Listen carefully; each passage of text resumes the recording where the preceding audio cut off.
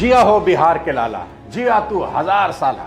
नहीं नहीं, मैं बिहार चुनाव की बात नहीं कर रहा, वो तो खत्म हो चुका है, बल्कि जंगल राज और मंगल राज के इस घमासान के बीच मैं एक ऐसे इंसान की बात करने वाला हूं जो किसी भीड़ का हिस्सा नहीं, बल्कि खुद एक आंदोलन है। भले जेब खाली हो, जेब में गांधी हो या ना हो, दिल में एक आंधी होनी चाहिए, जिसकी धड़कनें क्लासरूम से निकलकर पूरे समाज में लहर बन जाती हैं। वह आदमी जिसके पास एक वक्त पेंसिल खरीदने के पैसे नहीं थे, वो आज लाखों बच्चों का भविष्य लिख रहे हैं। आप भले 1 साल लेट से तैयारी करो, लेकिन 1 साल लापरवाही मत करो। जिनकी माँ पुराने पन्ने सीकर नोटबुक बनाती थी, बेटा आज दुनिया का सबसे बड़ा एजुकेशनल यूट्यूब चैनल चला रहा है। एक समय जिनके पास बस का किराया देने के लिए 90 रुपए नहीं थे, वो आज उसी 90 रुपए में पूरा कोर्स पढ़ा देता है। जिसने ठान लिया था अगर सिस्टम नहीं बदलेगा तो मैं बच्चों को इतना मजबूत बना दूंगा कि वो सिस्टम बदल देंगे। और एक वक्त ऐसा भी आया जब उनके कोचिंग सेंटर पर बम फेंक दिया गया। हमारा सब बम बहुत बेहतरीन ढंग से एक एक पिन पॉइंट कर करके ऑफिस में जगह जगह यहाँ पे, तो उनके हजारों बच्चे ढाल बनकर खड़े हो गए और कहने लगे, सर आप क्लासरूम में पढ़ाइए, बाहर जो होगा हम संभाल लेंगे। जिया हो बिहार के लाला, जिया तू 1000 साल। आप इसरो के वैज्ञानिक को लाइए, बिहार में चुनाव ना हरा दिया तो कहिएगा मुखिया के चुनाव में हरा देगा। जिस राज्य में धोड़ी चाटने वाला गाना ट्रेंडिंग में जाता होगा, नीचता की हद है। वो गाना गा रहा है, ये नीचता नहीं है। नीचता ये है कि यहाँ हम 12 करोड़ लोग उस गाने को ट्रेंडिंग में बना के उसको ट्रेंडिंग में पहुंचा देते हैं। इससे नीच हरकत क्या हो सकती है?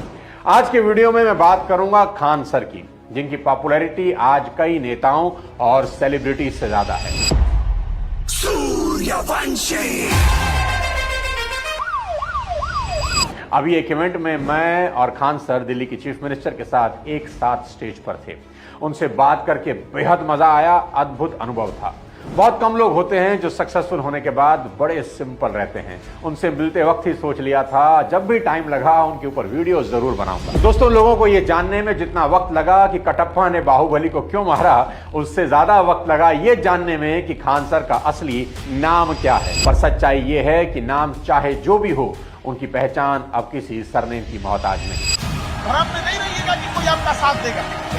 कोई अगर आपका साथ दे सकता है, कोई आपको कामयाब कर सकता है, तो केवल एक व्यक्ति है, वो आप खुद है। खान सर वो इंसान है जो सपने देखते भी हैं और उन्हें हकीकत में बदलने की हिम्मत भी रखते हैं। उनका सपना था कि एजुकेशन का हक सिर्फ अमीरों तक सीमित ना रहे। रिक्शे वाले का बेटा, चाय वाले की बेटी, सिक्योरिटी गार्ड या किसी ड्राइवर का बच्चा, उसे भी वही मौका मिले जो किसी बड़े स्कूल में पढ़ने वाले को मिलता है। आज चाहे पटना हो या पटियाला, भोपाल हो या भागलपुर, हर शहर, हर गली में आपको खान सर का एक स्टूडेंट मिल जाएगा जो कहीं एसपी होगा, आईएएस होगा, रेलवे में होगा, डिफेंस में होगा या किसी ऑफिस में मेहनत से अपनी जिंदगी की कहानी लिख रहा होगा। अभी रक्षाबंधन का उनका मैंने एक वीडियो देखा, बाप रे बाप, राखियों की वजह से हाथ हथौड़ा हो गया है। 15 से 20 हजार बहनें राखी बांधने आई। कमाल का लगाव और इज्जत है। और जब हाल में उन्होंने अपनी शादी पर अपने स्टूडेंट्स के लिए महाभोज रखा तो इतनी भीड़ आई कि किसी नेता की रैली भी छोटी लग जाए। 70,000 स्टूडेंट अपने सर का आशीर्वाद लेने पहुंचे। लाइन जो था यहाँ पीएमसीएच से लेके एनआईटी तक लगा हुआ था। एजुकेशन किसी भी इंसान को आसमान तक पहुंचा सकती है। खान सर इसका जीता जागता उदाहरण है। कपिल शर्मा के शो से लेकर कौन बनेगा करोड़पति में अमिताभ बच्चन के सामने वो बैठ चुके हैं। 107 करोड़ से शायद हम कुछ घर बना लेते, लेकिन ठुकरा कर जो बच्चों को पढ़ाया है ना, आज हिंदुस्तान के हर भारतीयों के दिल में मेरा एक घर है।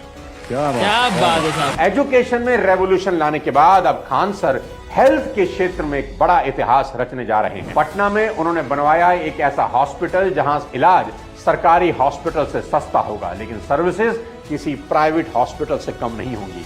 वो कहते हैं अगर बीमारी अमीर और गरीब देखकर नहीं आती तो इलाज भी अमीर और गरीब देखकर नहीं होना चाहिए। लेकिन अब सुनिए कमिटमेंट का लेवल। जब हॉस्पिटल बन रहा था उन्होंने कहा ऑपरेशन थिएटर में महंगा मार्बल लगाओ, कोई कमी नहीं रहनी चाहिए। काम हुआ, सब कुछ चमक उठा। लेकिन जब हेल्थ एक्सपर्ट आए उन्होंने कहा सर ये मार्बल इन्फेक्शन फैला सकता है, गलत टाइल लग गई। कोई और होता तो कहता यार इतना पैसा लग गया है, क्या फर्क पड़ता है। लेकिन खान सर ने एक सेकंड नहीं सोचा, उन्होंने वहीं खड़े खड़े कहा पूरा फ्लोर तोड़ दो और वही टाइल लगाओ जो डॉक्टर कह रहा है, क्योंकि उनके लिए लग्जरी नहीं लाइफ मैटर करती है। उनके लिए नेम नहीं, नेशन मैटर करता है। इस हॉस्पिटल में डायलिसिस, कैंसर ट्रीटमेंट से लेकर ब्लड बैंक और मॉडर्न ऑपरेशन थिएटर तक सभी फैसिलिटीज होंगी, लेकिन फीस बेहद मामूली रखी गई है। मतलब जो फिलॉसफी उन्होंने एजुकेशन सिस्टम में फॉलो की वही हेल्थ सेक्टर में करेंगे, यानी अफोर्डेबल। आखिर क्या है वो सोच जो एक आम इंसान को इतना महान बना देती है कि करोड़ों लोग उसे अपना गुरु या अपने परिवार का हिस्सा मानने लगते हैं? उनकी इस इंस्पिरेशन जर्नी के लिए थोड़ा फ्लैशबैक में आपको ले जाना चाहूंगा। अपने बचपन के बारे में खान सर मजाक में कहते हैं कि मैंने गरीबी को उतने पास से देखा है जितने पास से लोगों ने अपनी पत्नी को भी नहीं देखा होता। 17 साल की उम्र में खान सर ने वेल्डिंग सीखी और लोहे का काम करते थे। साथ में एक बच्चे को होम ट्यूशन पढ़ाते थे। जिस बच्चे को वो पढ़ाते थे वो पढ़ने में बेहद भोंदू यानी बिलो एवरेज था, लेकिन जब वो क्लास में टॉप कर गया तो उस दिन वो फैजल खान से खान सर बन गए। खान सर की यूएसपी है उनका अनोखा पढ़ाने का अंदाज। वो खुद कहते हैं, मेरा पढ़ाया हुआ बच्चा भूलना भी चाहे तो भूल नहीं सकता। लड़का हमसे पूछता है, सर इतनी भीड़ है आपके पास, तो कहते सर डाउट कैसे पूछेंगे? हम कह रहे यार तुम्हारा डाउट बचेगा तब ना पूछेगा तुम डाउट यहाँ पे। और जो भी उनकी क्लास में बैठ चुका है या उनके वीडियो देख चुका है वो जानता है कि ये घमंड नहीं, हकीकत है। वो वर्ल्ड वॉर को ऐसे समझाते हैं जैसे सामने रणभूमि सजी हो। फ्रीडम स्ट्रगल की कहानी ऐसे सुनाते हैं जैसे खुद भगत सिंह क्लास में मौजूद हो। यूक्रेन, रशिया या इजराइल, फिलिस्तीन जैसे जटिल मुद्दों को वो अपने देसी अंदाज में ठेठ भाषा में यूं खोलते हैं कि सुनने वाला हंसते हंसते सोचने पर मजबूर हो जाता है। उनके शब्द दिमाग में नहीं दिल में उतरते हैं, क्योंकि वो सिखाते नहीं जगा देते हैं। यही वजह है कि खान सर का हर पाठ याद रहता नहीं, असर छोड़ जाता है। उनके क्लास में घंटी से ज्यादा तालियां बजती हैं। बच्चे हंसते हंसते सीखते हैं। कोई टॉपिक कितना भी भारी क्यों ना हो, बीच में कोई लोकल एग्जाम्पल या मजाक डालकर वो माहौल को हल्का कर देते हैं। तो प्रकाश नहीं जाएगा तो धुंधला दिखेगा और ऊपर वाला भाग साफ दिखेगा। इसी को कहते हैं चांद में भी दाग है, अरे ससुरा गाढ़ा है। वो इतिहास को केवल तारीखों में नहीं बांधते बल्कि उसे घटनाओं के सिलसिले के रूप में पिरो देते हैं। 1857 की क्रांति समझाते हुए वो कहते हैं कि अगर उस वक्त मोबाइल होता तो सबसे पहले ब्रेकिंग न्यूज देता कौन?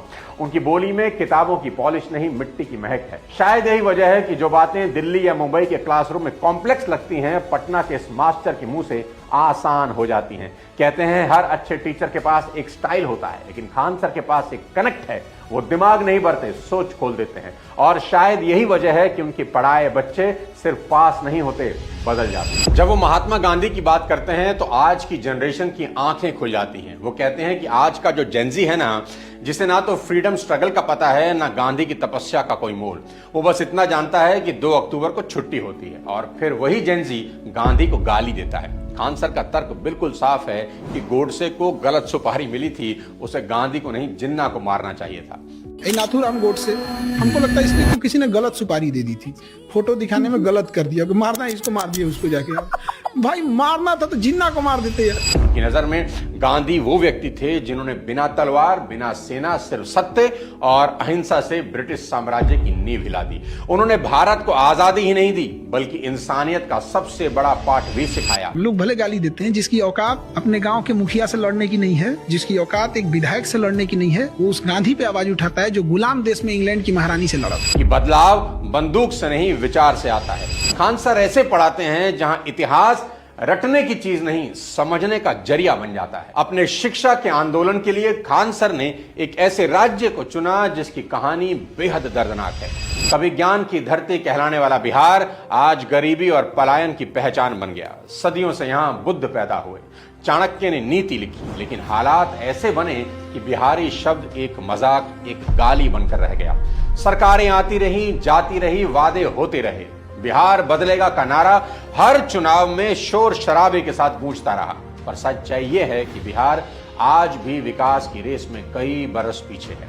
बिहार पूरे देश में तीसरा सबसे ज्यादा आबादी वाला राज्य है, लेकिन गरीबी में बिल्कुल आखिरी पायदान पर है। प्रशांत किशोर कहते हैं कि बिहार जितना कागजों में गरीब दिखता है, हकीकत में उससे भी ज्यादा गरीब है। कि भाई आंकड़ों में जितना बिहार गरीब दिखता है, उससे हकीकत मुझसे कई गुना ज्यादा बदहाल और गरीब है। एक समय ऐसा भी था जब अपहरण यहाँ का उद्योग धंधा बन चुका था। प्रकाश झा की फिल्म आई थी बहुत साल पहले, अपहरण।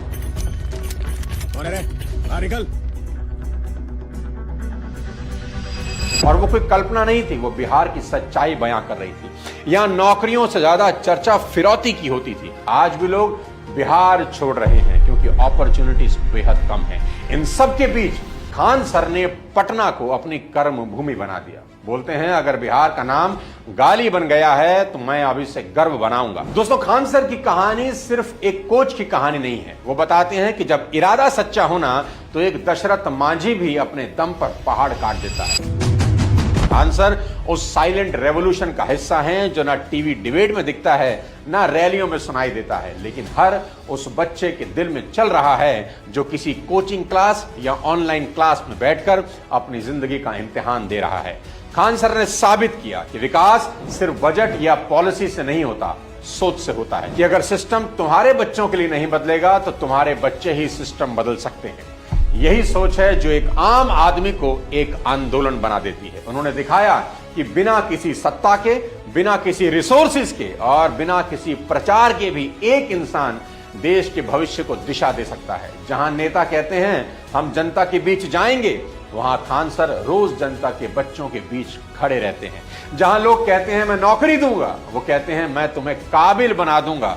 वो भले ही फौज की वर्दी नहीं पहन पाए, लेकिन आज उन्होंने एक ऐसी यूनिफॉर्म पहन ली जो हर दिन लाखों बच्चों के दिलों में झंडा फहराती है। वो जानते हैं कि देश सिर्फ बॉर्डर पर नहीं बचता, क्लासरूम में भी बनता है, जहां पेन से निकले शब्द गोलियों से ज्यादा ताकतवर होते हैं। खान सर हमें याद दिलाते हैं कि मिशन तब बड़ा बनता है जब मकसद मैं से हम हो जाता है। और आज उनकी हर क्लास, हर शब्द, हर हंसी उसी मिशन की मिसाल है। वो हमें सिखाते हैं कि अगर सोच साफ हो तो सियासत भी सलाम करती है। खान सर बिहार की मिट्टी से निकले वो दीपक हैं जो सिर्फ पटना नहीं, पूरे भारत को रोशन कर रहे हैं। उनका संदेश बिल्कुल साफ है, देश तब बदलेगा जब हर बच्चा अपनी कहानी खुद लिखेगा। और वो उस कलम को हाथों में देने निकले हैं जो आने वाली पीढ़ियों की तकदीर लिख देगी। आपको खान सर का ये वीडियो कैसा लगा कमेंट बॉक्स में जरूर बताएं, और ये भी बताइए कि अगला वीडियो किस पर्सनैलिटी के ऊपर देखना चाहते हैं। अगले किसी और वीडियो के साथ जल्द आपसे मुलाकात करता हूं। तब तक अपने स्वास्थ्य का ध्यान रखिए। जय हिंद।